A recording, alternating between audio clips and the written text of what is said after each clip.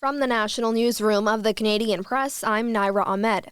Prime Minister Justin Trudeau says nobody can trust Russian President Vladimir Putin. He made the comments after a major security summit in London based around how to find a viable peace for Ukraine. Vladimir Putin is a liar and a criminal and cannot be trusted to keep his word in any way, shape, or form, because he has demonstrated time and time again that he will break any agreements. I stand with Vladimir Zelenskyy. Trudeau says Ukrainian President Volodymyr Zelenskyy was speaking the truth to U.S. President Donald Trump during a heated verbal exchange at the White House on Friday that has riled European leaders. Canada has also announced new sanctions, adding to the over 3,000 already in place on individuals and entities complicit in Russia's aggression. Trudeau says the war could end tomorrow if Russia decided to stop its illegal invasion of Ukraine. Canadians are feeling déjà vu as the country waits to see whether Trump's threats of economy-wide tariffs ultimately materialize on Tuesday. Despite a month-long diplomatic push in Washington and boosted border enforcement, Canadians remain uncertain whether Trump will slap America's closest neighbors with devastating duties.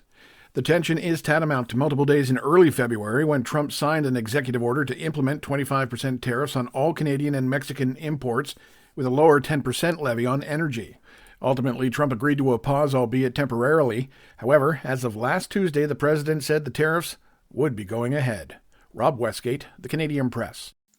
Canada Post and the union representing 55,000 of its workers say no deal was reached during mediated talks over the weekend. It comes after a nationwide strike by 55,000 workers ended in December after the government directed the Labour Board to order the employees back to work if a deal couldn't be reached before the end of the year.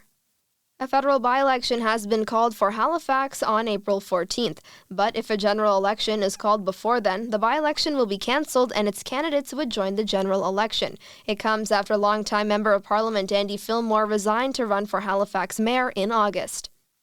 And Canadian filmmakers behind two of the year's most buzzed-about films will go head-to-head for the Best Picture trophy at tonight's Oscars.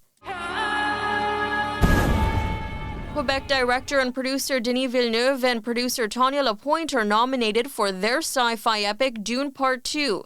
Meanwhile, Vancouver producer Samantha Kwan and U.S. director Sean Baker earned a nod for their dramedy Honora. If I get married to an American, I wouldn't have to go back to Russia. Okay, so who should marry? They're up against 8 other films, including Conclave and Wicked. Conan O'Brien is hosting the 97th Academy Awards show. Brenda Molina Navidad, The Canadian Press. This is The Canadian Press.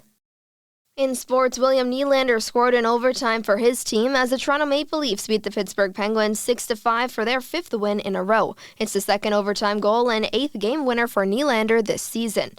The win moved Toronto a point ahead of Florida for first place in the NHL's Atlantic Division. Meanwhile, the Calgary Flames are on the road to take on the Carolina Hurricanes in NHL action today. The Flames can move past idle Vancouver to the last Western Conference wildcard spot with a win.